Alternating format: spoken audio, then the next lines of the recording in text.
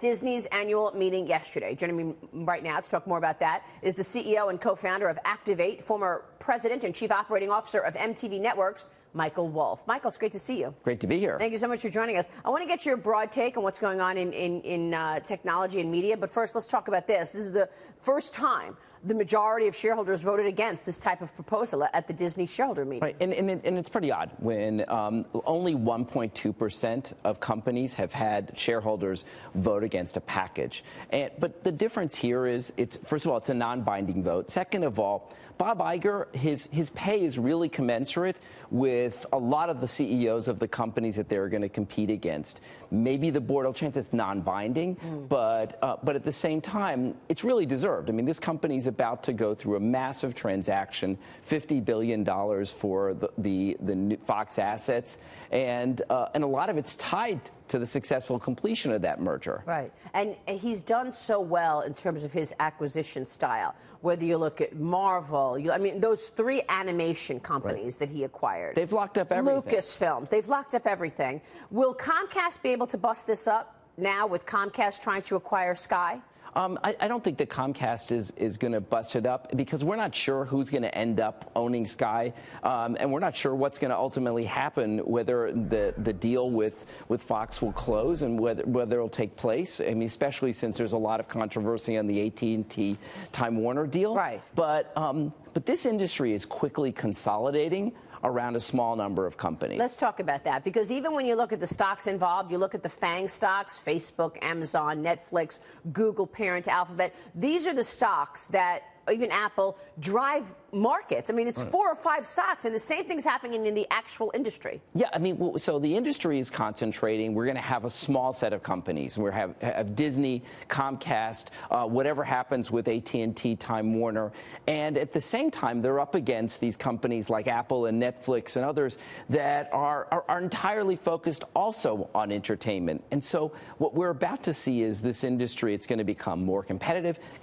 in terms of the cost of content and the cost of production, and as well as on pricing. We're going to see a price battle among cable and Netflix, and so it's going to be interesting to see how this plays out. But what's most likely is that since consumers ultimately make the choice about what entertainment that they watch and how they subscribe, this is going to come down to who's going to create the best proposition for users and for viewers. Well, but like, who wins? I mean, when you look at the fact that a Netflix or an Amazon is willing to spend upwards of $8 billion on new content, I understand what you're saying. This industry is consolidating. So you got the big fish in Disney once it acquires the Fox assets, the entertainment assets, and then folks like Netflix and Amazon. Well, just because they're spending doesn't mean on content. They can spend $6, $7, $8 billion on content. Doesn't necessarily mean they get viewers. In fact, all of our research suggests that people are still coming to Netflix and Hulu and Amazon for the library shows. They may be staying for some of the originals, but it's not clear. You can't just necessarily make hits.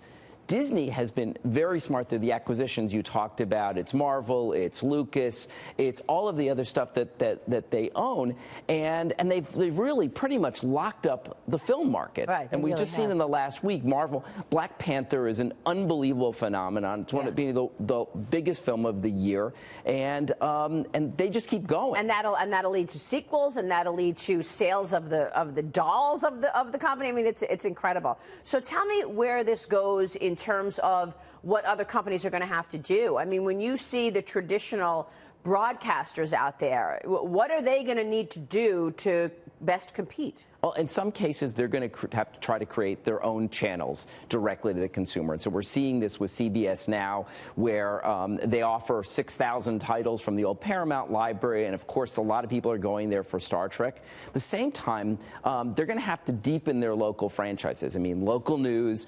in each of their markets, and things like news, weather, local interest stories. Those are going to be very important. And at the same time, what we're going to see is continued fighting and investment around content. The best shows, the best content, and what the people want to watch is what's going to win. Once again, it feels like Rupert Murdoch was so smart to do this deal when he did. Yeah, I mean, he's going out at the top. Yeah. And at the same time, though, if you really look at the genius of this, he's keeping some of the most important assets: the Fox network, the Fox business, the overall the Fox TV stations, and these are businesses that throw off a lot of cash and are going to have a lot of growth ahead. But Disney's been very smart about this. It sure has, yeah, and that's why that stock is where it is. Let me ask you about Broadcom and Qualcomm, because then you've got the semiconductor companies as well. They're trying to figure out their own strategy. Now, this deal is currently stalled. The U.S. government is postponing the shareholder vote in order to review the $117 billion takeover offer. Look, Qualcomm has pushed back. They're trying hard not to do it, but Broadcom's already got their, players that they want to put on the board. Yeah, normally I'm not in agreement with big government, yeah, but this is a case where the Treasury Department is right.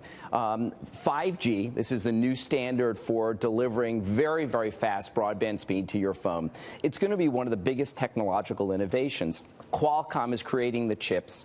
To have, and there are two issues with the Broadcom bid. One of them is that, yes, it's a foreign entity. We don't want IP going to China. China has shown that it's not a protector of IP. But the other thing is Broadcom will end up gutting a lot of the innovation efforts that take place with Qualcomm.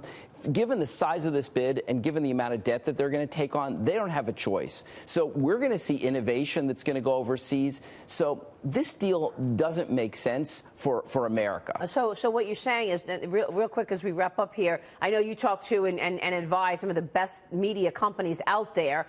It sounds to me that you think the chip side of the business as well as the content side of the business are the growth areas. The growth areas are definitely in those parts of the business, but it's not just the chips. It's about the entire telecommunications infrastructure, the plumbing that's going to get enabled by these new chips. And let's not count out a whole set of other companies that are going to be part of 5G. So Broadcom really shouldn't be able to complete this deal. Wow. All right. We'll be watching that. Michael, great insights as always. Great to be here. Thank you so much.